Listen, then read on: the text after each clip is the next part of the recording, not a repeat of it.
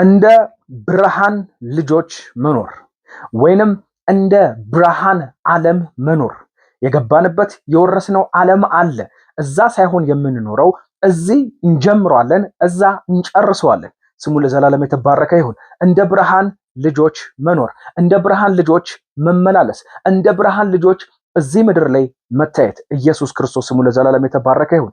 ኢየሱስ ክርስቶስ እዚህ ምድር ላይ ከመጣ በኋላ የእግዚአብሔር ብርሃን ነበረ። ኢየሱስ ክርስቶስ በዚህ ምድር ላይ ሲመላለስ ሁሉም ጨለማ ነበሩ፣ እሱ ብቻ ብርሃን ነበረ። ነገር ግን ያንን ብርሃን በመንፈስ ቅዱስ አማካኝነት ለኛ አስተላልፎናል። መንፈስ ቅዱስ አሁን በውስጣችን ስላለ እንደ ብርሃን ልጅነት መኖር ያግዘናል፣ ኃይል ይሰጠናል፣ ጸጋውን ያበዛልናል።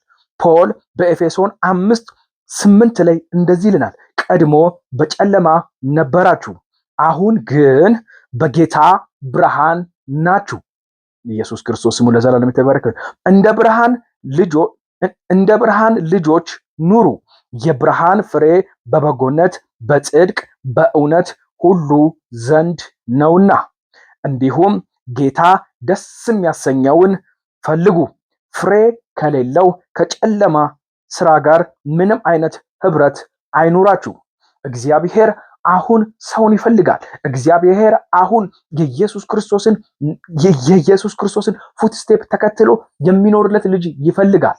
እግዚአብሔርን አሁን እንጠሟለን፣ ህልውና እንላለን፣ ህብረት እንላለን፣ ጸጋህን እንላለን፣ ኃይልህን እንላለን። አሁን የተለመደ አይነት ህይወት ነው እዚህ ምድር ላይ እየታየ ያለው።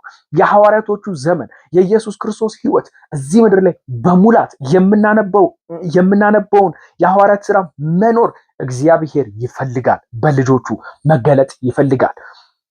ሰይጣን ደግሞ ማጥፋት፣ ብርሃንን ማጨለም፣ ብርሃንን ማስወሰድ ነው የሚፈልገው። ሁለት ዓለም ነው ያለው እዚህ ምድር ላይ፣ የብርሃን አለቃና የጨለማ አለቃ ነው ያለው። ነገር ግን የጨለማው አለቃ በብርሃን አለቃ እንደተሸነፈ ቅዱስ ቃሉ ይነግረናል። አምነንም እየተከተልነው ነው። ግን ይህ ህይወት እንዲገለጥ እኔ ዛሬ ልምከራችሁ፣ ዋጋ ክፈሉ። እኔ ዛሬ ልምከራችሁ፣ ዋጋ ሳይከፈል ይህ ህይወት እየተገለጠ አይደለም። ሁሉም ዋጋ ከፍለዋል። ዓለምና ምኞቷን ሁሉ ጥለዋል። አዎ ዓለም ትገፋለች፣ ታስጨንቃለች። የጨለማን ህይወት፣ የስጋን ኑሮት፣ አዳማዊ ባህሪ እንድንኖር በሐሳባችን፣ በተግባራችን፣ በተለያየ ነገር ይዋጋናል። ግን ውስጣችን ያለ መንፈስ ቅዱስ ግዴላችሁም፣ ቀን ይመጣል፣ ዘመን ይመጣል። በኢየሱስ ክርስቶስም ያቺ ቀን የባለ 50 ቀን እንደተባለ ለነሱ ለኛም የባለ 50 ቀን ትመጣለች። ብርሃኑ በሞላ ጊዜ፣ ብርሃኑ በተጥለቀለቀ ጊዜ፣ የብርሃኑ ጽዋ በሞላ ጊዜ የብርሃን ልጅነትን እንደ ኢየሱስ ክርስቶስ መኖር እንጀምራለን። ከዛሬ ጀምረን ዋጋ እንክፈል። እኔና አንቺ ተነስተን ዋጋ እንክፈል፣ ዋጋ እናውጣ። በኢየሱስ ክርስቶስ ዋጋ ሳይከፈል ይሄ ህይወት አይመጣም። ዓለምን እምቢ ማለት፣ ስራዋን እምቢ ማለት፣ ጨለማው ሁል ጊዜ የሚታገለን ብርሃኑን ማጥፋት ነው። ብርሃኑ እንዳይገለጥ ነው። የጨለማ መንግስት በተለያየ አቅጣጫ ነው የሚዋጋን። እረፍት የለውም። እንዳይገለጥ ስለሚፈራ መንግስቱ ኪንግደሙ እንደሚወግድ ስለሚያቅ ነው። ለዘመናት የገዛው ሁሉ በአንድ ብርሃን እንደሚደመሰስ ስለሚያቅ ነው። የጨለመ ክፍል ስንገባ ልክ ማብሪያና ማጥፊያውን ስንነካው ብርሃኑ መጥቶ ያን የጨለመ ክፍል እንደሚቆጣጠረው ልክ ያቺ አምፖል ስትበራ የጨለመውን ክፍል ሙሉ ለሙሉ ትቆጣጠረዋለች፣ ሙሉ ለሙሉ ብርሃን ታረገዋለች። አንድ ቀን ብርሃናችን ሲበራ ይሄ የምንማረው ቃል፣ ይሄ በመንፈስ ቅዱስ የሆነው ቃል ኢየሱስ ክርስቶስ በቃ ብራልና የምንለው ዋጋ ከፍለን በጾም በጸሎት ከጨለማ ጋር አንተባበርም እምቢ ብለን የኖርልነት ጌታ ይመጣል። ደቀ መዛሙርቶቹ በአንዴ አላበሩም። 3 ዓመት ተኩል ሙሉ ተሰርተዋል። 3 ዓመት ሙሉ አፍርሷቸው ኢየሱስ ክርስቶስ ለብርሃን ህይወት፣ ለብርሃን ምልልስ አድርጓቸዋል።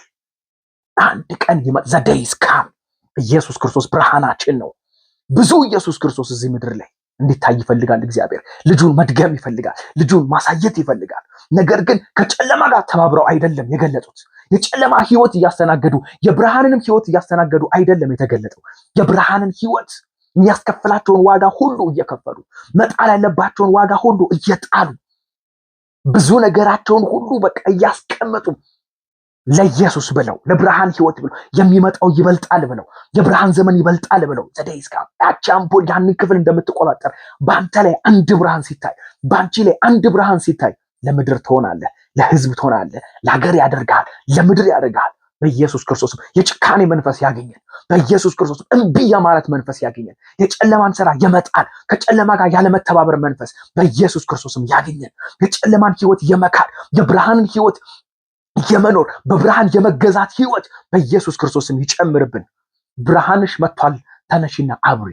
የእግዚአብሔር ክብር ወጥቶልሻል። እነሆ ጨለማ ምድርን፣ ድቅድቅ ጨለማ ህዝብን ይሸፍናል። ነገር ግን እግዚአብሔር ይወጣልሻል፣ ክብሩንም ይገልጥልሻል። ህዝቦች ወደ ብርሃንሽ፣ ነገስታት ወደ ብርሃንሽ ጸዳል ይመጣሉ። የሚጠብቀው ይህ ቃል እኔንና አንተን ነው። ይህ ዓመት የብርሃን ዓመታችን ነው። ኢየሱስ ክርስቶስ ስሙ ለዘላለም የተባረከ ይሁን። በኢየሱስ ስም አሜን።